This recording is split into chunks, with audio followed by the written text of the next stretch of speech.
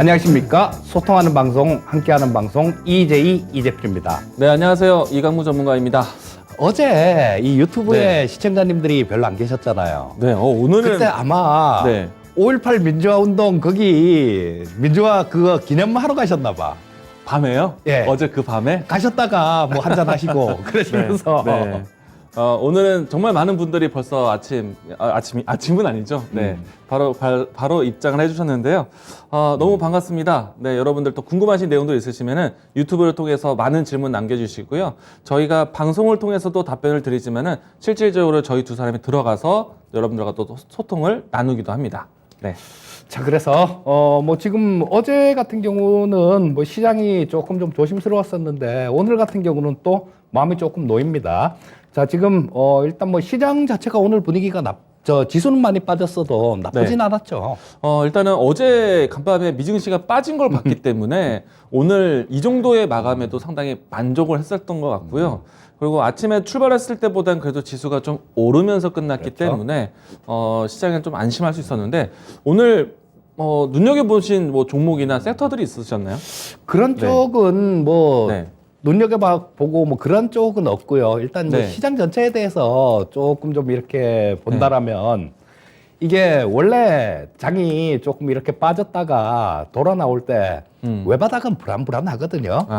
근데 저때 5월 12일 날 2,546포인트 찍은 거 그게 외바닥이었어요. 외바닥이었고 그러니까 이건 뭐 한 21선 정도 이렇게 가면 한번 이렇게 두들겨 맞았다가 네. 뭐 어떻게 좀 다시 이렇게 좀 움직이다가 이렇게 반등 나오는 그런 시나리오를 좀 생각했었는데 네. 생각했던 것보다는 그래도 조금은 더 이쁜 것 같아요. 왜냐하면 오늘 차라리 갭으로 이렇게 두들겨 맞은 게 뭐 네. 두들겨 맞으면서 이렇게 양선을 뽑아줬기 때문에요. 뭐 오늘도 지금 뭐 변동성 요인은 좀 있습니다. 연준 통화정책회의가 끝나고 2주 있다가 그 연준 회의록이 발표가 되죠. 네. 그래서 오늘 저녁에 이 연준 회의록이 나올 텐데 거기서 뭐 어떻게 얘기하느냐 뭐 그런 부분들이 조금 관심사인 것 같은데 근데 제 생각에는 그럴 것 같아요. 이쪽 연준 회의록 같은 경우는 하도 긴축 그렇게 해갖고 뭐 시장에 특별한 영향을 이렇게 주지는 못할 것 같고요.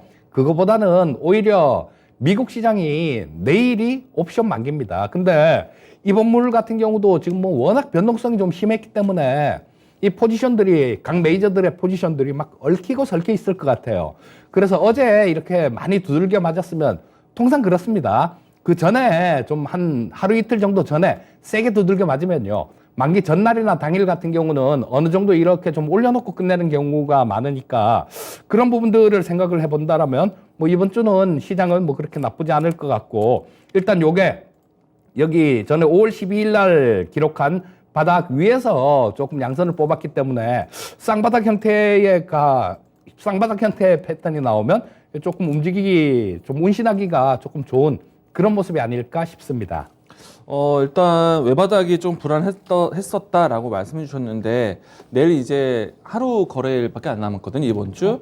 그럼 이제 주봉이 또 만들어지게 되는데 외바닥이 또 있어야 짝꿍댕이가 만들어지지 않을까요? 그러니까 오늘 짝꿍댕이가 이렇게 만들어지는 네. 이런 시나리오가 제일 좋은 시나리오죠. 네. 자, 뭐 이렇게 돼서 움직인다라면 네. 삼성전자가 20선을 돌파하고 오늘 깼다가 돌파를 했거든요. 네. 돌파하면서 마감이 돼서 일단 22평선도 돌파 가능성이 좀 높다라고 봐야 될 것 같고요. 그렇다면 일단 만 62평선 정도까지는 욕심을 내봐도 되지 않을까 싶은 생각이 드네요. 저도 이제 오늘 우리 증시가 상당히 다른 주변 증시보다 기초 체력이 좋았다라고 생각이 좀 들거든요. 오늘 물론 이제 중국 같은 경우에는 그동안에 정말 힘든 구간을 경험했었다가 봉쇄 완화라는 이야기 때문에 중국 증시는 상당히 좀 건강해 보였는데 일단은 항생이라든지 뭐 대만 이와 같은 증시와 좀 비교해 봤을 때 우리 증시는 상당히 좀 기초 체력이 좋았다라고 생각을 합니다. 저도 오늘 시장에 대한 포인트를 어떤 포인트로 봤냐면은 삼성전자, LG에너지솔루션, SK하이닉스가 다 있다라고 생각을 했습니다. 왜냐하면요 내일이면은 바이든 대통령의 이제 방한 일정이 시작을 합니다. 보따리를 들고 올 것이다라고 이야기 많이 했었기 때문에 그 보따리가 반도체 또 이 배터리와 같은 중요한 산업들인데 이 중요한 산업들에 대한 종목들이 우리 시장에서는 시가총액 상위 종목들이었기 때문에 아마도 바이든 효과로 덕분에 시장에 대한 체력이 좀 만들어지지 않았나라는 생각이 좀 듭니다. 그래서 그 덕분에 시장이 하방 지지력을 오늘 확인했었다라고 생각이 돼서 단기적으로는 그래도 좀 저점을 잡아가는 시도가 되고 있지 않았나 저는 좀 긍정적으로 보았고요. 그러면 이 시장을 또 앞으로 어떤 방법으로 어떤 관점으로 또 풀어가야 되는지 포커스 EJ 시작해 보도록 하시죠. 예, 먼저 해주시죠. 네, 제가 먼저 시작해 보도록 하겠습니다. 저는 오늘 포커스 EJ를요, 바이든 주제로 또 준비를 해왔습니다. 제가 이번 주 초반에도 또 지난주에도 시장에 대한 환경이 어렵다라고 느꼈을 때 다시 한번 인프라라든지 그리고 경기 부양 정책을 기다려보자. 그리고 이번 주 월요일 날 제가 이 주제로 또 강의를 하기도 했습니다. 바이든이라는 키워드로 시작을 했었는데 오늘은 또 바이든 두 번째 바이든 효과 이야기를 시작해 보도록 하겠습니다. 자, 내일부터 이제 바이든 대통령이 방한하는 일정을 갖습니다. 그 일정 첫날부터 해서 이 기업들과의 만남을 바로 시작을 하게 되는데요. 바이든의 이 방한에 대한 목적, 윤석열 대통령의 당선을 축하하기 위한 자리는 아닌 것 같고요. 바이든 대통령, 그러니까 자국 기업들을 위한 공급망을 좀 더 안정적으로 갖기 위한 반도체와 배터리를 확보하기 위해서 온 것은 아닌가라는 생각이 좀 들고요. 그리고 미국 내에서는 올해 1조 달러 규모로 해서 인프라 투자를 적극적으로 준비를 합니다. 한동안 전반적인 시장에 대한 분위기가 인플레이션, 그러니까 금리를 좀 공격적으로 하자라는 이야기가 나왔었는데 인플레이션 물가 상승이 나오면서 또 시장에 대한 소비 위축이 좀 나오는 그러니까 스태그플레이션에 대한 불안감이 나왔습니다. 이 때문에 더욱더 적극적으로 경기 부양 정책이 필요한 시점이 지금이다라고 얘기했었고요. 자, 미국에서의 경기 부양 정책 여러 가지 투자들도 있겠지만은 반도체, 배터리 또 이 전방적인 산업 안에서의 투자 이야기들이 빼놓지 않고 이야기 나오고 있습니다. 그 이야기들을 해서 우리 시장 방문하게 되는데 앞에서 이야기 드렸지만은 이 반도체와 배터리를 가지고 있는 이 시장의 산업이 우리 시장에서는 시가총액 상위 종목군들입니다. 일단은 반도체와 배터리 내놔 뺏는 것은 아니고요. 뺏기는 느낌보다는 투자에 대한 내용들이 더 커질 것이고 공급에 대한 발주가 나오는 것이기 때문에 기업의 입장에서는 이 내용들은 나쁜 것이 아니다. 오히려 캐파 증설에 대한 모멘텀, 투자에 대한 모멘텀, 여기에 윤석열 정부는 숟가락만 올리면 된다라는 표현까지 썼었는데, 자, 오늘 삼성전자, SK하이닉스, LG에너지솔루션 등등등 그리고 전반적으로 시장에 떨어진 종목이 월등히 많았는데 오늘 오른 종목들에 대한 섹터군을 보시게 되면은 반도체가 강했고요, 2차 전지 종목들이 강했습니다. 그 내용을 본다면 바로 내일 바이든에 대한 효과를 기대하고 있다라고 보시면 좋을 것 같고요. 우선 이제 바이든이 대통령이 입국하게 되면은 여러 전방 사업들, 그 주요 대기업의 위치에서 여러 가지 투자 이야기들이 나올 것을 전망하고 있는데요. 무엇보다도 현대차, 삼성전자, LG 주요 그룹사들에 대한 투자가 같이 나올 것으로 예상을 하고 있습니다. 제가 일전에도 바이든 효과를 좀 기대하면서 키워드를 많이 알리기도 했었는데요. 우선은 말로써 풀어서 이야기 드린다면은 현대차 쪽에서는 미국의 투자 이야기를 바이든 대통령이 방한했을 때 공식적인 발표를 할 것이다 라고 얘기 나왔었고요. 9조 원 규모로 해서 미국 현지에 전기차를 위한 공장을 증설 계획을 가지고 있습니다. 그리고 이번 주 주중 동안에요, 국내외 쪽으로 했을 때 전기차에 대한 양산을 본격적으로 하기 위해서 투자 규모를 21조 원까지 넓히는 그런 투자를 좀 발표를 했고요. 이 때문에 자동차 부품 회사들 또 전기차 관련된 기업들이 모두 다 최근 강세 모습 보여주었습니다. 자, 그리고 이제 이 현대차가 미국에서의 공장 짓게 되는 지역이요, 조지아주입니다. 근데 이 조지아주는 이미 일찌감치 SK온이 적극적으로 배터리 공장 증설을 준비하는 지역인데요.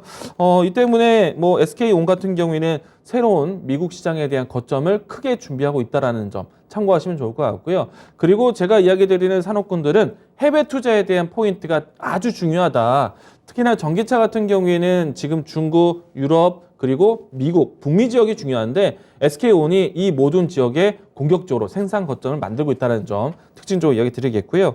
자, 그리고 오늘 나왔던 또 소재 기업들 중에서요, 제가 사실은 이 EJ라든지 그리고 아침에 하는 광기광풍 쪽에서 소개드렸던 추천했던 종목인데요. LNF가 오늘 이 또 중요한 공급 계약 뉴스가 나왔습니다.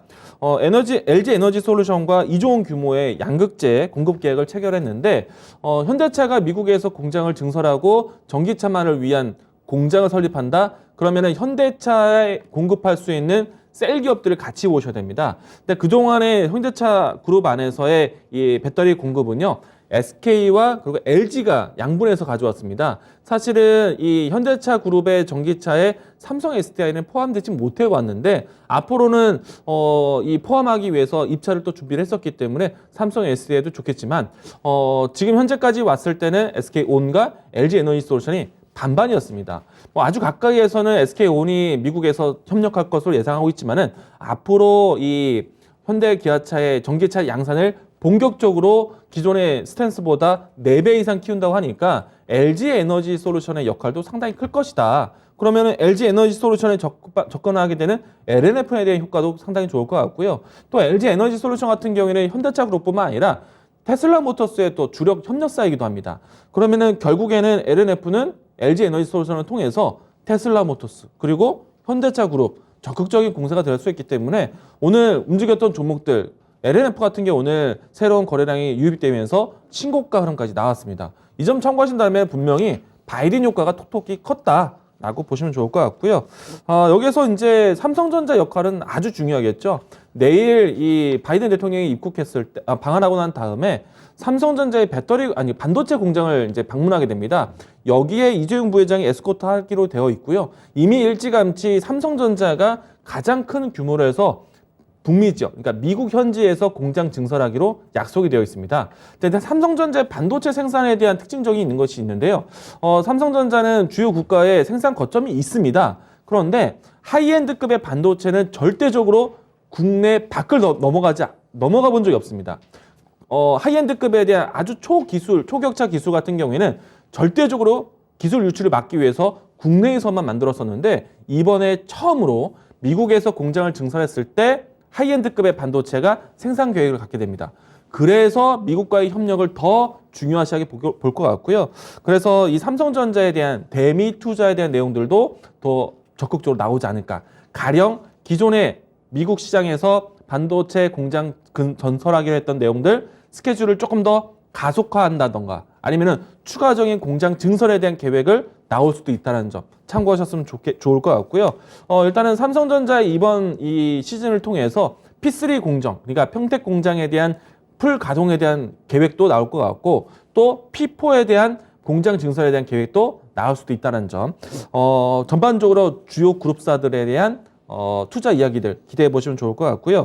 자, 일단은 삼성전자가 대미 투자에 대한 공급망 협력한다는 소식만으로도 우리 시장에 대한 저가 매수세 혹은 하방 지지력은 크게 작용할 것을 보고 있기 때문에 삼성전자가 좋다라면은 삼성전자에 따르는 반도체 기업들도 보자. 이 때문에 제가 지난주, 이번 주 반도체 기업들에 대한 추천을 많이 해드렸던 것 같습니다. 자, 오늘은요, 반도체 이야기뿐만 아니라 배터리도 중요하다. 그래서 배터리에 대한 이야기들을 오늘 좀 준비를 했는데, 자, 준비된 자료와 함께 보도록 하겠습니다. 자, 일단은 2차 전지 섹터는 전기차 시장이 좋아지기 때문에 보는 겁니다. 그런데 우리가 이 전기차 2차 전지에 대한 투자 이야기들이 나오면서 관련된 종목들에 대한 사이클이 상당히 크게 진행이 됐습니다. 뭐 가령 이 에코프로 BM이라든지 LNF라든지 그밖에 LG 에너지 솔루션, 삼성 SDI, 뭐 SK 이노베이션까지도 이들 기업들이 한 사이클을 정말 2년 동안 크게 올랐었죠. 근데 지금도 부족한 종목군들이 아니다. 왜냐? 이 섹터를 지금 차트를 보시게 되면은 장기 우상향적인 흐름들 보여주고 있습니다. 하나의 트렌드가 메가 트렌드의 모습 보여주고 있는데 제가 이제 여기서 추가적으로 이야기 드린다면은 전기차라는 걸 만들기 위해서는 배터리의 필요성이 가장 중요하고 배터리 안에서는 소재의 역할이 가장 중요한데 그래서 미래에 대한 성장 동력으로 큰 움직임이 나왔지만 실질적으로는 이제는 실적에 기반해서 섹터 산업군이 올라가고 있다라고 보실 수 있겠고요. 여기서 더 중요한 거는 실적이 기하급수 쪽으로 올라갈 수 있는 그 기폭제. 그러니까 전기차에 대한 미래 성장감이 아니라 이제는 전기차에 대한 대중화가 중요한 키워드다라고 할 수 있겠고요. 그런 흐름들은 지금 보시는 것 같이 이 주요 2차 전지 관련된 섹터들이 꾸준하게 장기적인 우상향하고 있다는 점. 그러면 2차 전지에 관련해서는 관심 있게 보셔야겠다. 자, 그리고 2차 전지 쪽에서는 소재 기업들이 중요하다고 말씀드렸는데 지금 보시는 화면에서도 소재 기업들에 대한 움직임들이 월등히 크다라는 것 참고하셨으면 좋을 것 같습니다. 자, 그리고 이제 글로벌 전체적으로 배터리 서플라이 체인 수요를 볼 건데요. 이번 자료를 보시게 되면요.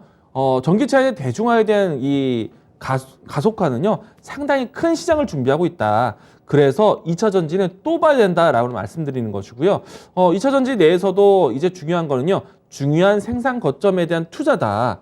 국내에서의 소재 공급이 아니라 해외에서의 소재 진출이 중요하다라고 할 수 있겠고요. 그래서 우리나라 같은 경우에 유럽 쪽에서 헝가리라든지 폴란드라든지 이와 같은 주요 거점을 통해서 진출하는 기업들이 상당히 중요할 것 같고요. 북미 지역 같은 경우에는 미국과 캐나다 지역으로서 진출하는 것들. 우리나라 뭐 삼성 SDI, SK온, LG 에너지 솔루션뿐만 아니라 함께 해외 진출하는 소재 기업들을 보자라고 이야기 드리겠습니다. 자, 일단은 뭐 전반적으로 전기차 양산에 대한 현대차에 대한 공략도 있기 때문에 전기차에 공급하는 부품사들이 많이 보일 겁니다. 다음 자료 보도록 하죠. 자, 전기차 침투율에 대한 시장 전망인데 제가 현대차의 미국 시장의 공장 증설하는 것이 상당히 의미가 있다라는 이유는요. 지금 보시게 되면은 북미 지역과 유럽과 중국 시장에 대한 캐파 증설에 대한 내용들인데 이미 이제 중국 시장에서 글로벌 전체적으로 시장 공략은 중국 시장이 가장 빨랐죠. 지금도 월등히 높은 위치이지만 성장에 대한 흐름들을 보셔야 됩니다. 자, 지금의 위치보다 다음의 중국 위치, 다다음의 중국 위치 사실은 계속해서 이 성장의 모습 보여주고 있지만은 여기에서 유럽에서 성장하는 속도와 미국에서 성장하는 속도를 비교해 보신다면은 월등하게 이 성장에 대한 속도를 보여주는 것은 미국 시장이다, 북미 시장이다. 라고 보시면 좋을 것 같고요. 그렇기 때문에 중국과 유럽 시장보다 미국 시장부터 먼저 보자라고 이야기 드리는 이유도 이 도표 때문에 그렇습니다. 그래서 미국에서 지금 건설되고 있는 2022년 올해부터 2025년도 때까지 아주 짧은 기간 동안 집중적으로 배터리 공장을 증설을 합니다. 이게 아주 중요한 포인트다. 전기차 양산이 뿐만 아니라 전기차 소비를 크게 키우겠다는 얘기고 결국에는 전기차에 대한 대중화가 가장 빠른 곳이 중국이 될 수 있다. 미국이 될 수 있다라는 것을 강조를 많이 드렸습니다. 자, 다음 자료도 보도록 하겠습니다. 일단은 지금 이 현대차 그룹 안에서 앞으로 미국 시장에서의 전기차 판매 기대인데요. 지금 현재 위치보다는 앞으로에 대한 위치가 정말 큰 캐파를 기대하고 있습니다. 역시나 이제 공장 증설 효과를 보는 것이고요. 기존에 있었던 현대차의 공장과 기아차의 공장에서도 전기차를 만들지만은 지금 이제 이 미국에서의 준비되고 있는 전기차만을 위한 공장 그 시기에 맞춰서 기하급수적으로 커지는 시장을 기대한다는 겁니다. 그러면은 아시겠지만은 미국에서의 동반 협력 기업들을 같이 보셔야겠죠. 다음 자료 보도록 하겠습니다. 지금 알리바바와 이 조지아주에 진출한 부품 업체들에 대한 이 PBR 모습인데요. 앞으로 다시 한번 재평가를 해야 된다. 시장이 커진다라는 얘기입니다. 그러면은 그 관련된 기업들 또 보셔야 되는데요. 다음 자료 보시면 바로 이해되실 것 같습니다. 섹터별로 했을 때 지금 미국에 진출되어 있는 기업들입니다. 미국 안에서 전기차 잘 팔릴 것이다. 그러면 이 관련된 부품사들이 같이 보셔야 한다는 얘기예요. 자, 근데 이 부품사들은요. 전기차의 뭐 부품사들에 대한 내용들인데 여기에 동일하게 미국에 진출하는 소재 기업들에 대한 협력사들 LG 에너지 솔루션, SK온, 삼성 SDI도 미국의 공장을 적극적으로 짓고 있기 때문에 자동차 부품 회사들뿐만 아니라 소재 회사들에 대한 공략도 중요하다라고 이야기 드리겠습니다. 자, 다음 자료 보시면요. 지금 LG 에너지 솔루션이라든지 SK온이라든지 삼성 SDI가 얼마만큼의 속도로 해서 미국 시장에 건설을 준비하고 있느냐. 착공이 진행되고 본격적인 가동까지의 스케줄러입니다. 이렇게 된다면은 생각보다 빠른 시간 동안에 공장이 지어지고 공장 가동이 진행되는 겁니다. 그러면은 셀 기업들 같은 경우에는 절대적으로 소재를 가져와서 지금은 소재 공급하는 것도 상당히 어려운 시장 환경이지 않습니까? 그렇기 때문에 여기에 참여되는 소재 회사들 아주 캐파 증설에 대한 그리고 실적 전환이 빠를 것으로 봅니다. 앞에서 보여드린 것처럼 현대차의 미국 시장 진출 때문에 커지는 부품 회사들 봤던 것처럼 LG 에너지 솔루션, SK온, 삼성 SDI의 진출에 동반해서 올라가는 기업들 이게 핵심이다 라고 이야기 드리도록 하겠습니다. 자, 일단은 오늘 2차 전지에 대한 필요성에 대해서 이야기 드렸고요. 이거는 절대적으로 바이든의 만든 밥상에서 우리나라 기본적인 정책이 실현되는 겁니다. 한국형 경기 부양 정책을 기다려를 뗄 때이다라고 이야기 드리겠고요. 오늘 올랐던 종목들 대부분 반도체고요. 대부분 2차 전지였습니다. 그런 측면 본다면은 내일 오는 바이든 효과는 분명히 있었고, 그리고 내일 오는 바이든에 대한 효과가 앞으로 기대가 된다는 것 이야기를 드리도록 하겠습니다. 오늘 제가 준비한 내용은 여기까지고요. 그래서 반도체, 그래서 배터리가 중요하다라고 다시 한번 강조드리도록 하겠습니다.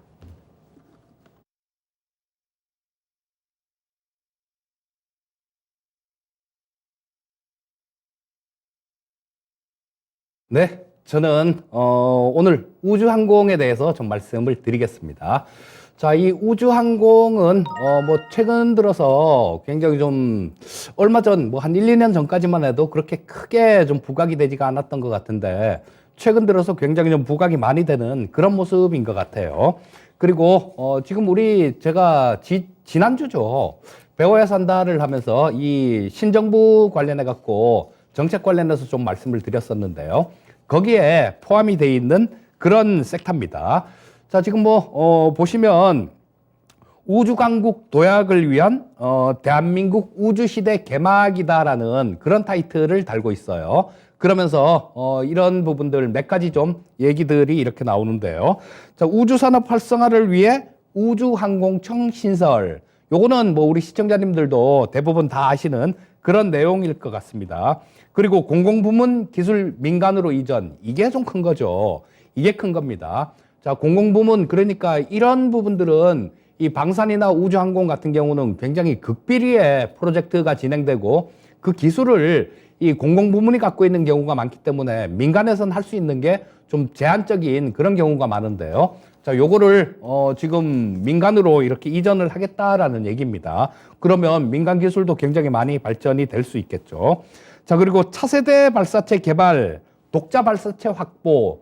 지금 우리 누리호 같은 경우도 마찬가지로 뭐 순수 우리 기술이다라고 얘기를 하는데 100% 순수 기술은 아닐 겁니다. 뭐 다른 몇몇 요소들은 다른 쪽에서도 뭐 이런 부분들이 있을 테니까. 그런데 이거를 순수하게 우리 기술로 만들어서 띄우겠다라는 그런 목표를 세우고 있어요.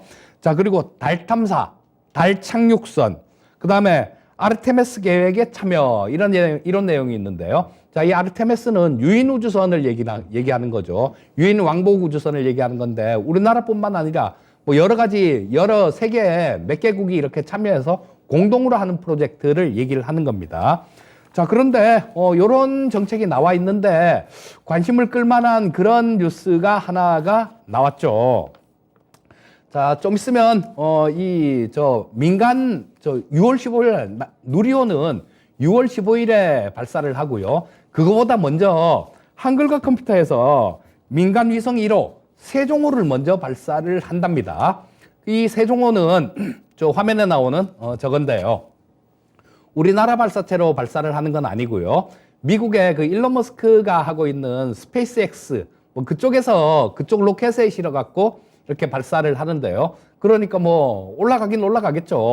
뭐 실패하진 않을 거고 뭐 위성을 발사해서 저걸로 뭐 어떤 것들을 여러 가지 관측도 하고 그렇게 할 것 같아요.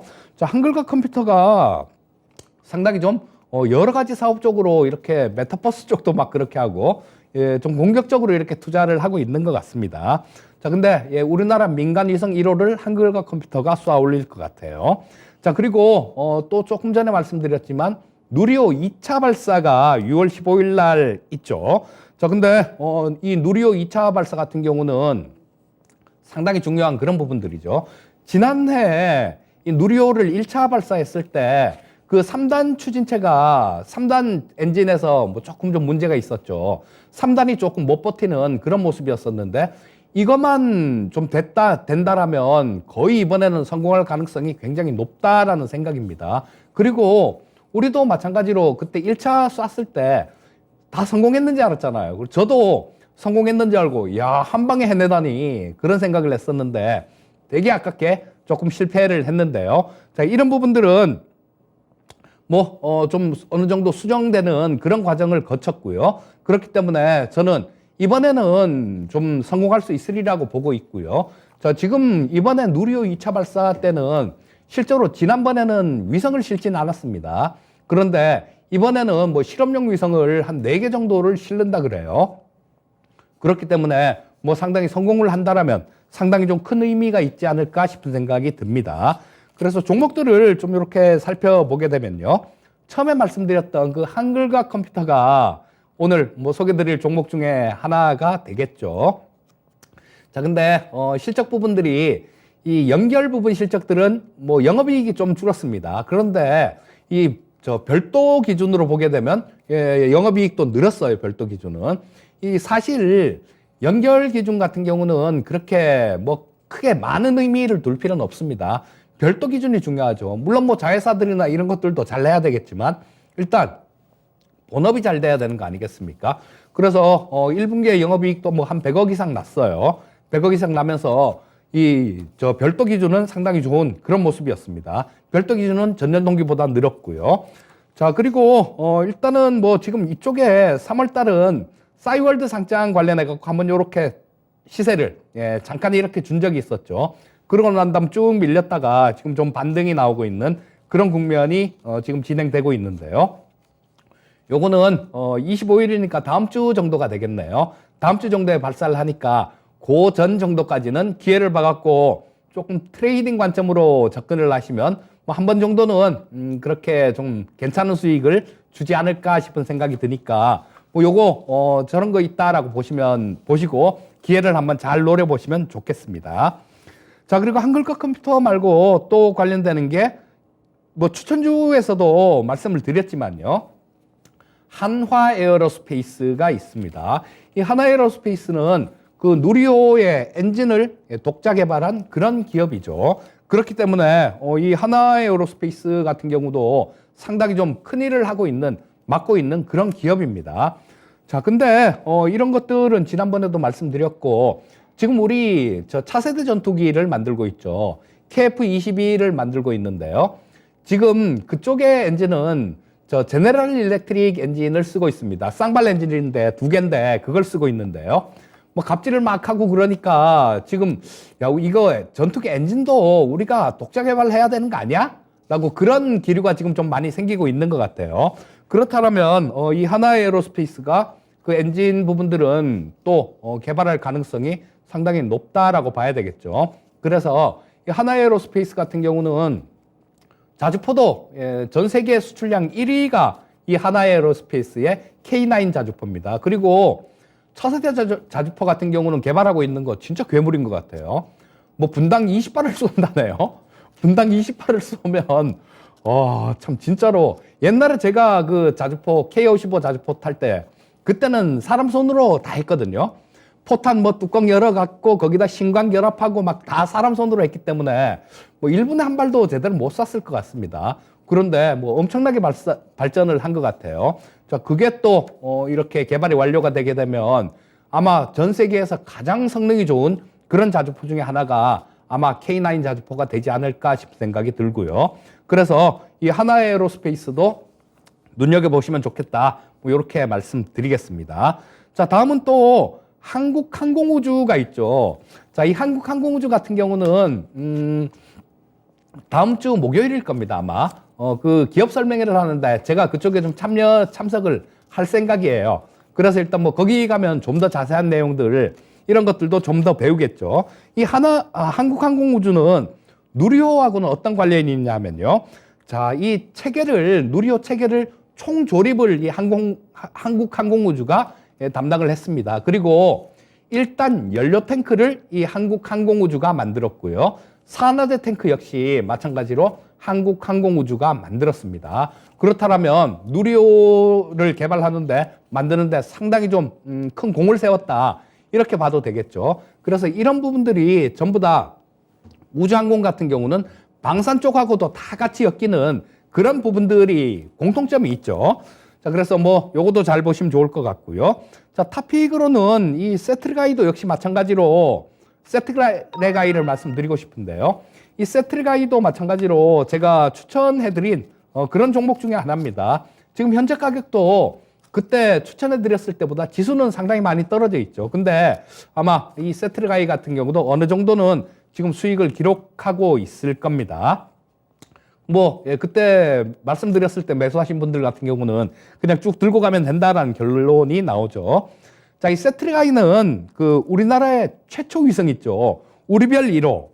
자, 요거를 만들고 연구한 그 연구진들이 설립한 그런 기업입니다. 자, 그리고 위성 시스템 같은 걸 개발하고 위성 관련 서비스를 주로 영위하는 게 이 세트리가이고요. 자, 뭐 핵심 산업은 위성국 장비. 자, 그리고 위성 지상국 장비. 땅에 있는 장비를 얘기하는 거죠. 그리고 소프트웨어 쪽, 위성 쪽에 소프트웨어 쪽, 요런 쪽을 주로 공급을 합니다. 그리고 작은 회사라서 자금력이 조금 딸릴 수도 있었는데요. 작년에 한화그룹 쪽으로 피인수가 됐습니다. 그래서 지금 최대 주주는 한화에어로스페이스예요. 자, 그러니까 이 한화에어로스페이스 같은 경우도 우주 쪽에 굉장히 많이 이렇게 좀 투자를 하고 있는 엔진이나 이런 쪽에 투자를 하고 있는 그런 기업이니까 그 하나그룹 쪽들 그룹사들하고 시너지 효과도 기대를 해볼 수 있을 거고요. 자, 무엇보다도 실적이 굉장히 좋습니다. 자, 실적 차트가 하나 나올 텐데요. 자, 세트리가이 영업이익 추이입니다. 자, 보시게 되면 1분기에 매출이 지금 뭐 10.3% 정도 늘어났고요. 영업이익은 99.3%가 늘었습니다. 그런데 영업이익률을 보시게 되면 뚝 떨어졌다가 확 반등이 나오고 있죠. 자, 근데 1분기에 영업이익률이 한 10% 정도가 나왔어요. 근데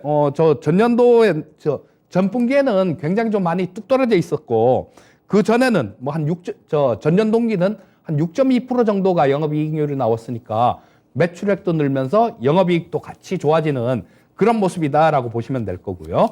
자, 차트를 보면서 마무리를 하면 지금 뭐 상당히 이쁜 그런 모습이죠. 자, 22평선 자체가 이렇게 위쪽으로 올라가고 있는데요. 일시적으로 그걸 하회해서 60선, 240선이 몰려있는 자리, 그쪽에서 지지를 받고 길게 양선을 뽑아내면서 오늘은 22평선 자체도 돌파를 하는 모습이 나왔습니다. 그래서 뭐 이런 것들은 그 누리호 발사 6월 15일이니까 아마 이제 좀 있으면 이제 모멘텀 받을 때 거의 다 돼 갑니다. 그러니까 이런 것들 뭐 우주항공 위성 관련된 것들 이런 쪽을 잘 보시면 뭐 거기에 상당한 기회가 있지 않을까 싶은 생각이 듭니다.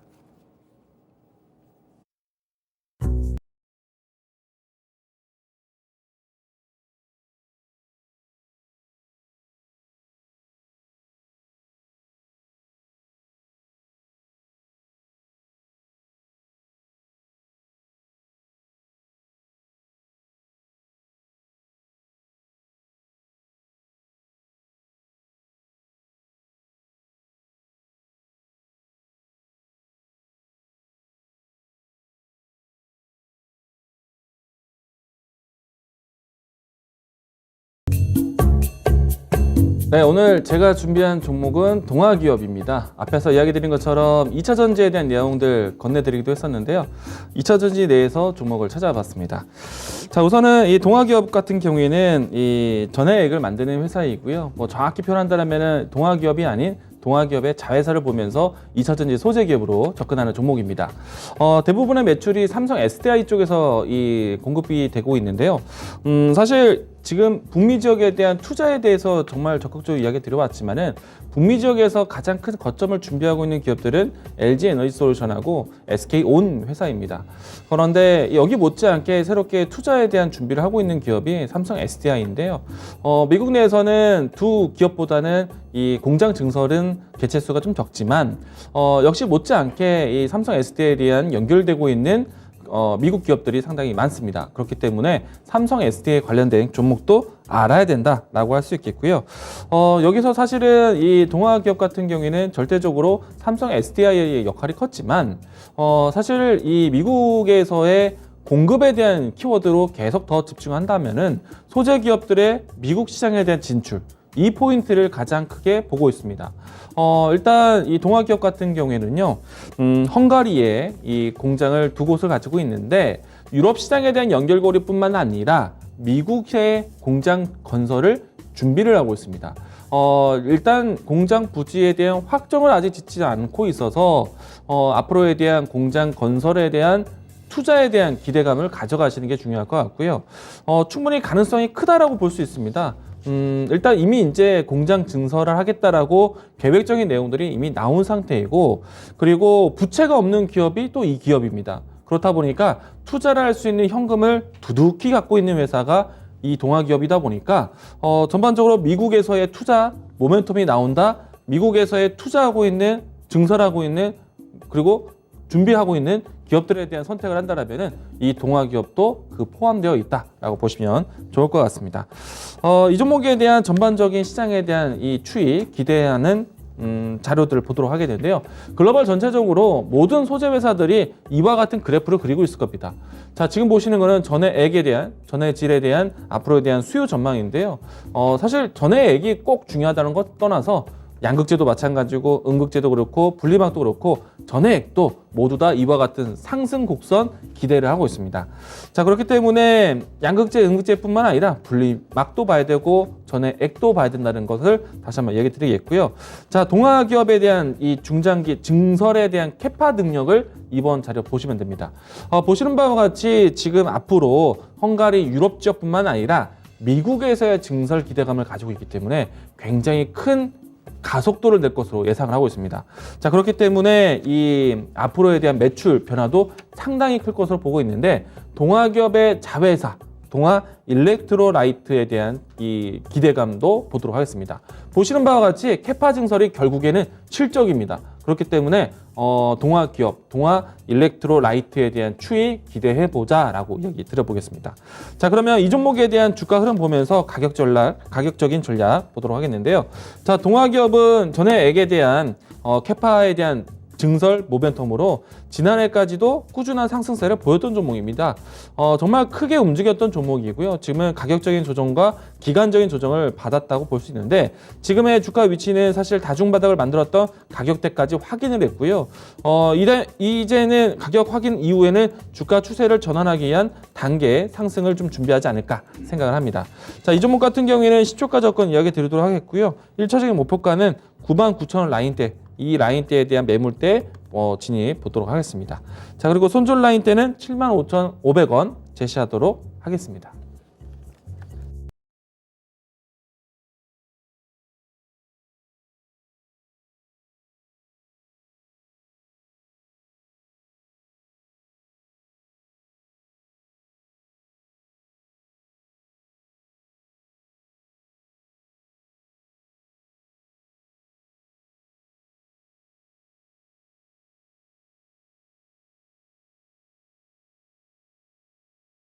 오늘 이제 필 받을 종목은 제노코입니다.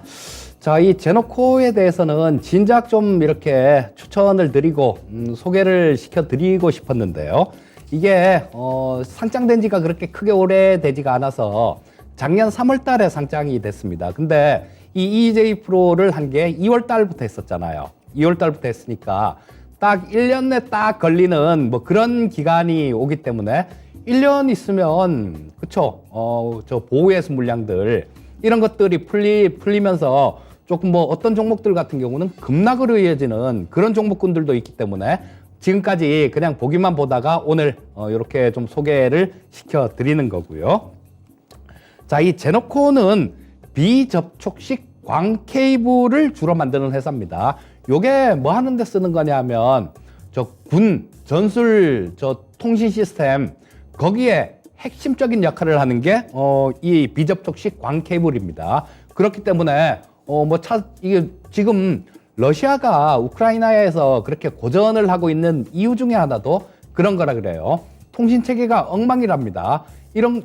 저런 것들 휴대폰으로 막 이렇게 통화를 하고 또 중국산 무전기 이런 것들을 썼대요. 그래서 거기서 도청 다 되고 그 국제 해커 집단 있잖아요. 그쪽에서 도청해서 듣고 그걸 우크라이나에 얘기해주고 막 그래서 그것 때문에도 피해를 상당히 많이 입었다라고 얘기를 하는데, 자, 이 통신 굉장히 중요하죠, 군대에서. 자, 거기서 핵심적인 부품이고 또 위성에 탑재되는 것들, 위성 탑재체, 그리고 위성 기지국 같은 것들, 이런 것들을 주로 하는 기업입니다. 딱 들어도 그냥 위성하고 관련이 많겠다 이런 생각이 들죠. 자, 그리고 이 제노코는 저 차세대 위성, 그러니까 중형 위성 1, 2호에 탑재되는 저 위성 탑재제하고 그다음에 또 저 차세대 송수신기 요런 것들도 만듭니다. 그래서 탑재제와 본체 쪽 이런 쪽에 핵심 기술은 뭐 고루 거의 다 좀 이렇게 보유하고 있는 그런 기업이고요. 자, 우리 아까도 좀 말씀을 드렸었는데 그런 것들 뭐 위성 저 국내 내재화 이런 얘기들 하잖아요. 자, 이 부품들을 내재하는데 거의 최대 수혜를 받는 게 아마 이 제네코라는 종목일 거고요. 그리고 뭐 아까 잠깐 얘기를 하려다가 추천하는 시간에 말씀드려야지 하고 그냥 말았는데요. 자, 윤석열 대통령하고 바이든 대통령의 정상회담이 있죠. 그 정상회담의 의제가 아까 제가 이 원고를 만들 때까지만 해도 그런 뉴스가 이렇게 없었는데요. 뭐 오다가 이렇게 관련 뉴스들을 좀 찾아보다 보니까 바이든 대통령하고 저 윤석열 대통령하고 이 정상회담 의제에도 우주항공 관련되는 내용들이 있답니다. 뭐 달 착륙선 뭐 이런 것들이 좀 논의가 될 것 같아요. 자, 그렇다면 이 우주항공 관련되는 부분들 이런 부분들은 좀 더 관심을 받을 수 있지 않겠습니까? 자, 그리고 무엇보다도 실적 부분들이 상당히 좀 마음에 들어요. 자, 좀 있으면 지금 저 실적 차트가 나오고 있죠. 자, 일단 뭐 1분기에는 매출액은 28.8%가 증가했습니다. 영업이익도 그렇게 크게 증가하진 않았어요. 근데 22% 정도가 증가했는데 저기 앞에 나오는 저 그래프를 보시게 되면요. 자, 요게 제가 저 빨간색으로 이렇게 칠해 놓은 부분들이요. 자, 요게 1분기입니다. 뭐 저게 막 이렇게 있으면 헷갈릴까 봐 제가 빨간색으로 칠해 놨는데 자, 2020년도 1분기보다 2021년도 1분기가 훨씬 좋죠. 그리고 작년 1분기보다 올해 1분기가 훨씬 좋습니다. 그리고 전체적으로 올해 1분기 뒤에 거는 예상치가 되겠죠. 자, 예상치 부분들을 봐도 굉장히 좋아요. 2분기 같은 경우는 뭐 창사 이래 최대치로 실적이 나올 것 같고요. 올해 온기에도 뭐 영업이익이나 매출액 기준으로 사상 최대치가 나온다고 보시면 될 것 같습니다. 자, 그래서 일단 차트를 보면서 좀 말씀을 드리겠습니다. 자, 이게 저 일봉이고 주봉부터 먼저 볼게요. 주봉부터 보시면 자, 여기죠. 여기 상장되고 난 다음에 여기 굉장히 급등을 많이 했어요. 여기 급등을 많이 했는데 이거는 참 상장한 지 얼마 안 돼 갖고 무상증자를 200%를 했습니다. 한 주당 2주를 무상증자를 줬어요. 그러면서 굉장히 투기적인 시세가 나오기도 했습니다. 67,600원까지 올라갔었는데 일단 뭐 무상증자 물량들 상장되고 뭐 그러다 보면 많이 올랐으니까 팔아야죠. 그 물량들 나오다 보니까 지금까지 이렇게 조금 헤매고 있었는데요. 자, 상장되고 난 다음에 계속 이렇게 쭉 그냥 옆으로 이렇게 횡보하는 그런 모습밖에 안 나왔었습니다. 근데 지금 뭐 이때 한번 올라오고 지금 같은 경우는 눌러주고 옆으로 이렇게 횡보하는 국면이 나오고 있는데 자, 요거 아까 말씀드렸듯이 이때 3월 24일 날 상장이 됐으니까 올해 3월 24일이면 1년이 되는 날이죠. 그때부터 이 보호회수 물량들이 출회가 될 수 있는 그런 부분들이 있었어요. 자, 보시게 되면 이쪽에서 기관들 물량은 3월 달부터 시작했고 일부 좀 출회가 됐죠. 여기서도 3월 24일 날 뭐 조금 출회가 됐었고요. 자, 계속해서 조금 이 물량들이 나왔는데 최근 들어서는 물량들이 나오지가 않고 있죠. 오히려 기관 쪽에서 이렇게 계속해서 연속해서 계속 매수를 하는 모습들이 나오고 있습니다. 자, 그리고 어제 그 신일전자 말씀드리면서도 차트 참 이쁘다라는 말씀을 드렸는데요. 이 제노코 역시 마찬가지 차트가 참 이쁩니다. 요즘 이런 차트가 별로 없어요. 저 지금 뭐 제일 아래 242평선이 잘 버텨주고 있고요. 지금 이 122평선 같은 경우는 그냥 옆으로 조금 이렇게 횡보를 하는 그런 모습이고 60선이 위로 올라오고 있고 20선도 마찬가지 지금 돌아 나오려는 그런 모습이 나오고 있기 때문에 자, 요게 지금 오늘 주가가 조금 올라오면서 122평선을 상향 돌파를 했습니다. 자, 이게 상향 돌파를 했다라는 얘기는 이 20선, 60선이 따라 올라온다라는 얘기고 그렇게 되면 이 차트는 정배열 국면으로 진입한다라고 볼 수 있겠죠.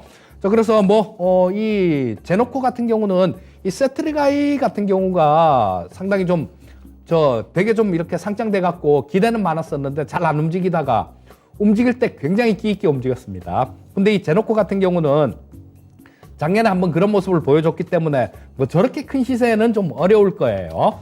자, 그래서 일단 가격 전략을 말씀을 드리면 매수가는 내일 아침 시초가 정도로 보시면 좋을 것 같고요. 목표가는 얼마 전에 저 고점 찍은 거 3월 달에 고점 찍은 거 그거보단 더 갈 것 같습니다. 근데 한 4만 원 정도에서는 일단 단기적인 저항선 부분들이 있을 것 같으니까 목표가는 한 39,000원 정도로 일단 1차 목표가를 잡으시면 적정한 것 같고요. 손절가는 오늘 종가에서 한 10% 정도 수준인 29,700원 정도 설정하시면 되겠습니다.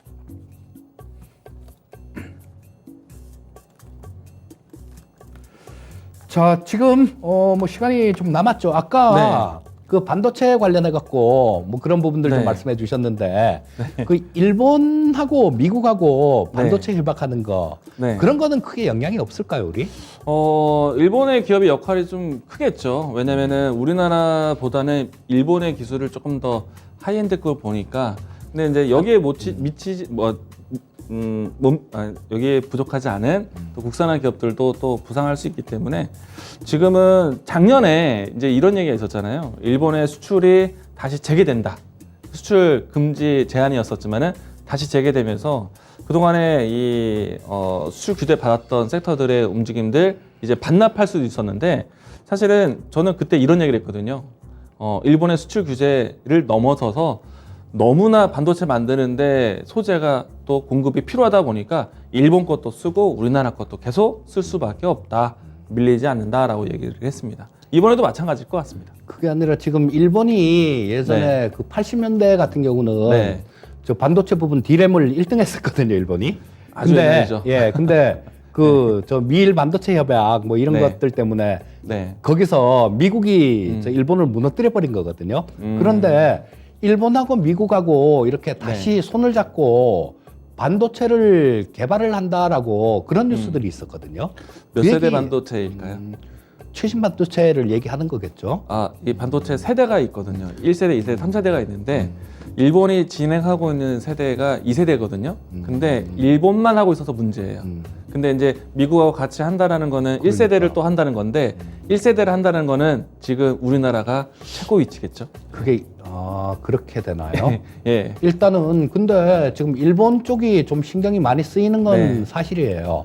그 TSMC 같은 경우도 일본에다 또 공장을 옮긴다 그러고 그러니까 지금 뭐 일본이 그런 쪽들 소재하고 부품 쪽 이런 쪽들을 신경을 쓰다 보니까 지금 신경을 이 완성되는 것들 이런 것들은 옛날에 미국한테 치인 기억도 있고 그래서 잘 안 됐는데 근데 그럴 수밖에 없는 게 지금 이 차세대 반도체를 하기 위해서는 중요한 장비가 EUV 장비잖아요. 그렇죠. 근데 그 네덜란드가 만들지만은 그 네덜란드가 장비를 만들기까지의 기술 협력 파트너사가 있습니다.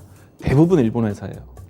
그리고 저런 것들 핵심 공정 같은 경우는 ASML이 독일 것도 사다 쓰고 그러잖아요. 그 안에 들어가는 부품들. 그러니까 이제 독일과 일본이 핵심인데, 거기서 이제 우리나라 기업들이 이제 국산을 하고 있는데, 우리나라는 또 우리나라 거에 대한 입지를 갖추기 위해서, 삼성전자 이재용 부회장이 예전에 그런 얘기를 했잖아요. 우리 1부터 끝까지 우리나라 걸 다 쓰도록 준비하겠다. 그때부터 이제 수출 규제 관련해서 많이 올라갔죠. 이게 미국 같은 경우도 막 지금 반도체 공장들 미국으로 와라 뭐 이렇게 하는 이유도 전부 다 이게 해외에 나가 있어 보니까 러시아가 사고치고 뭐 중국이 사고치고 그래 버리니까 불안하거든요. 그러니까 전부 다 내재화를 하려고 막 그러는데 아마 지금 시대상도 그렇게 흘러가고 있는 거 아닌가 싶어요. 일본도 협력은 당연히 하겠지만 근데 절대적으로 삼성전자, SK하이닉스 빼고 등 돌려서 미국하고 일본하고 이 시장을 가져올 수가 없습니다. 그리고 일단 그런 부분들이 저는 조금 좀 크게 보면 그렇더라고요. 이게 분명히 반도체 같은 경우도 지금 현재는 메모리 그다음에 시스템 반도체 이렇게 나눠져 있는데 이게 분명히 합쳐질 거란 말이에요. 그리고 또 그런 부분들도 일부 제품들도 나오기도 하고 나오기도 하는데 나중에 그것들이 합쳐지면 이게 또 어떻게 변해갈까? 물론 뭐 네. 조금 아직까지 시간은 좀 남아 있는 그런 일이긴 네. 하지만요. 뭐 그런 생각도 좀 들기도 하더라고요. 메모리하고 비메모리는 좀 다른 영역인데 이제 그래픽 그러니까. 카드라든가 이제 아니면 MPU라든지 이런 게 새롭게 만들어지고 있긴 하죠. 네. D램도 지금 네. 일단 그런 것들이 D램에서 삼성전자가 얼마 전에 개발했는데 네. D램에서 일정 부분 연산을 담당하는 예, 그게 새로 뭐 그런 나온 거. 부분들을 네. 하고 그러니까 이 비메모리 반도체 설계하는 업체들도 네. 그거를 거기에 이제 영역이 사라져 버리면 무한 경쟁이 될 수 있다라는 뭐 그런 부분들도 있을 수 있을 것 맞아요. 같아요. 그래서 엔비디아가 정말 잘 갔죠. 그러니까. 예, GPU에 대한 역량이 커지기 때문에. 네. 아유, 뭐 반도체 얘기하면 끝이 없습니다. 예. 자, 뭐 얘기를 하다 보니까 시간이 또 벌써 마무리할 시간이 다 됐네요. 네. 자, EJ는 오늘이 또 이번 주 마지막 시간이죠. 네, 다음 주 월요일 날 뵙도록 하겠습니다. 여러분들 시청해주신 시청자분들 감사합니다. 다음 주에 뵙겠습니다. 감사합니다.